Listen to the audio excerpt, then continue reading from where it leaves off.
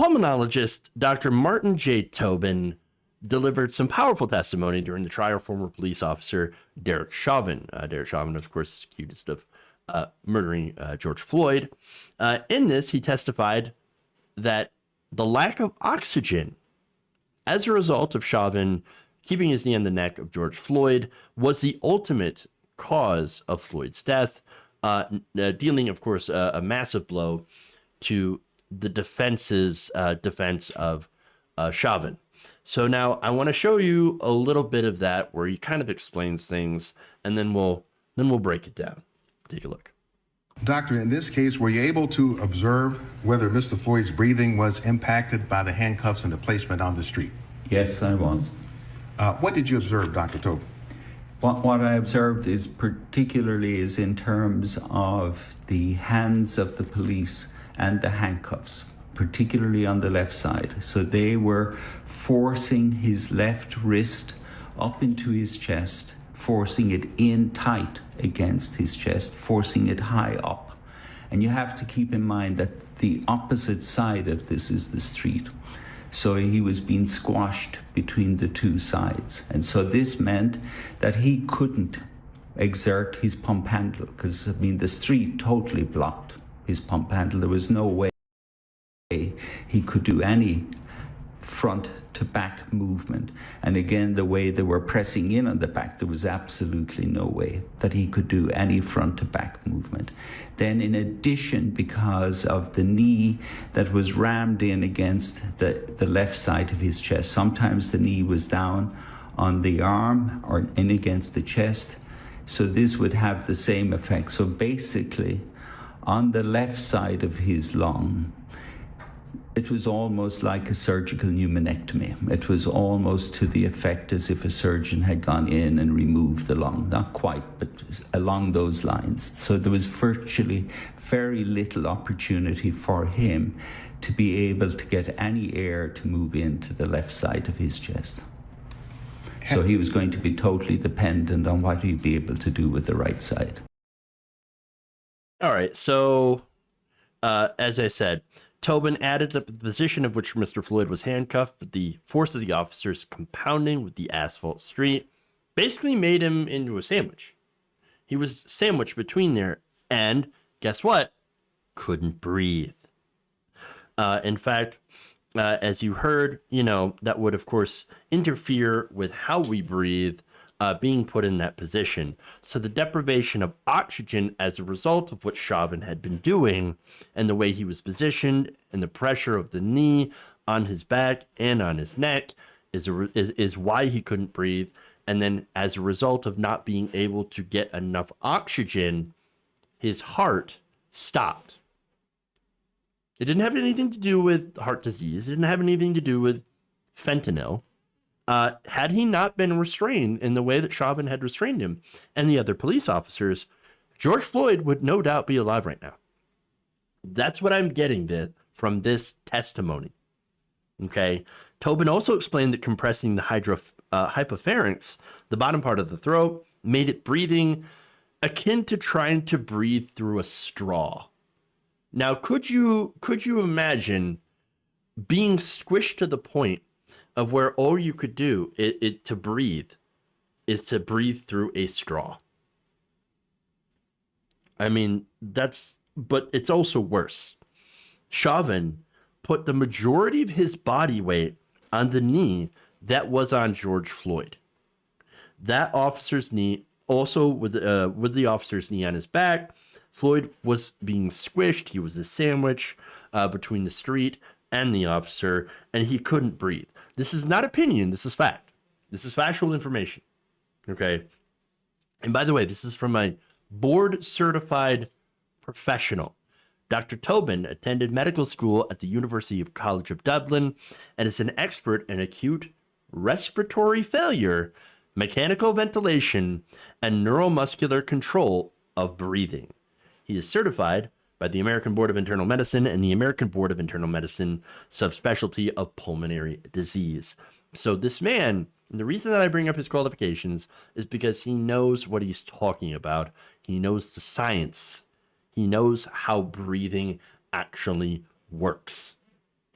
And so, by the way, you know who else knew what they were talking about? George Floyd, when he told the officer repeatedly, I can't breathe, I can't breathe.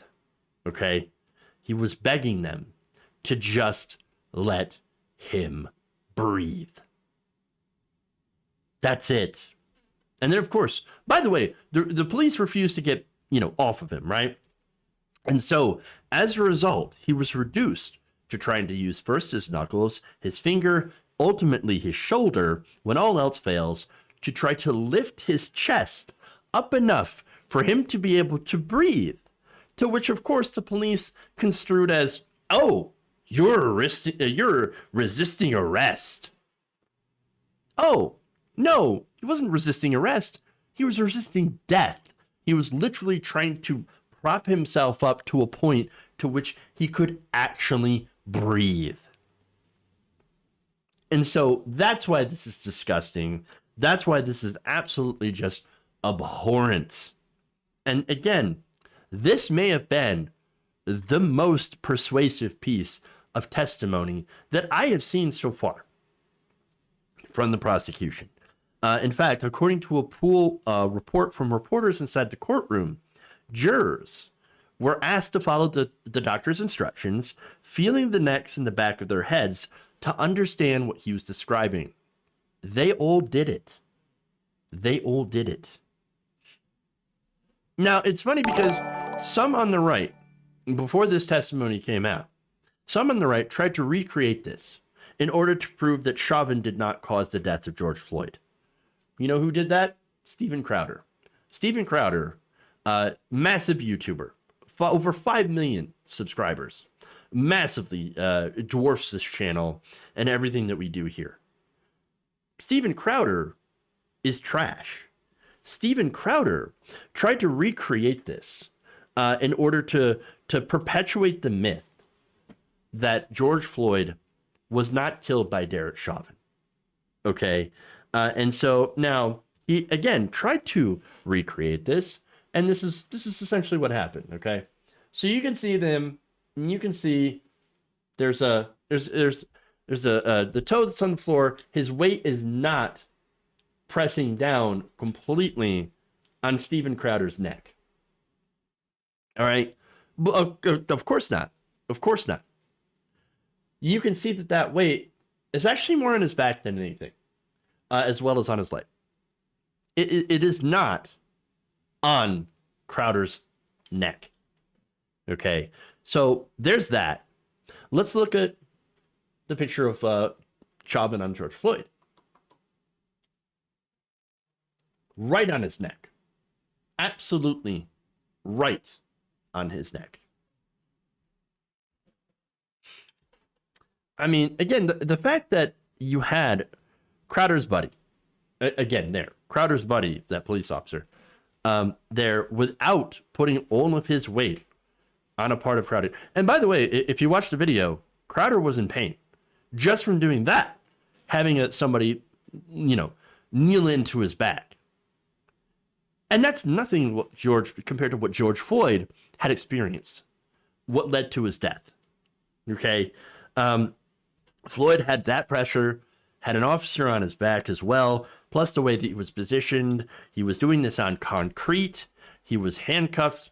And all of this led to less oxygen, leading, of course, to heart failure. George Floyd was absolutely murdered.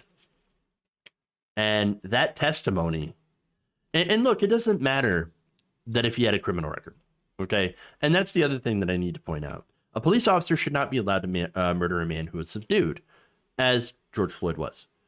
The only way, as I pointed out, that it could be considered like resisting arrest was basically his efforts to try to prop himself up to a point of where he could actually breathe. So in reality, he wasn't resisting arrest, and there was no need to put that pressure on his neck and to hold him in that position. None whatsoever. And it is hilarious that the Don't Tread on Me crowd, by the way, is now suddenly totally fine with somebody doing something like this. It's almost as if race matters. The race of the person who's being held down matters the most. Or maybe it's even worse than that. Maybe it's something else. alongside of race. I mean, I know what could be worse than it just being racially motivated, right? Well, these people's defense of Chauvin, well, the idea that because most people, including liberals, are outraged by this. When we saw this, there was national outrage, and there were protests, and there were even some riots involved in this. What would make it worse is that if the conservatives looked at this and said, well, the liberals are against it, I guess we must be for it. We have to be against the liberals. Okay? Not only do we have to be against the liberals, but look, he's black. We don't care about him anyway. We must be against him and for the police officer, no matter the facts, so that we can own the libs, so that we can sit here and have outrage porn, so that Steven Crowder can sit here and do virtual signal bullshit and, you know, get millions of or hundreds of thousands of views off of it and still not get kicked off YouTube for it, for blatant racism. It's 100% reactionary. It's 100% trash is what it is. And maybe I'm wrong about his motivations. Maybe he does believe in the I don't know, in the crushing police state. Or maybe not. Maybe it's just all about money. But I have a feeling that these factors are probably the reason that so many people in the right wing will always excuse this. They'll never see any sort of unjustified killing by a police officer and will continue to rally to Chauvin's defense, no matter what the facts end up being. Make no mistake, though, if the jury is fair and impartial, this would make an impact. This has to make an impact because this testimony completely shatters their narrative of, oh, it was contributing factors. It was drugs. It was COVID. It was things like that. No, didn't have anything to do with George Floyd's death. It was that officer and the lack of oxygen because of that knee in the neck. If you enjoyed this video, please give us a like and share with your friends. You can subscribe and help out the channel by becoming a patron. It's patreon.com/Jeff Waldorf, or you can become a channel member as well by hitting the join button below.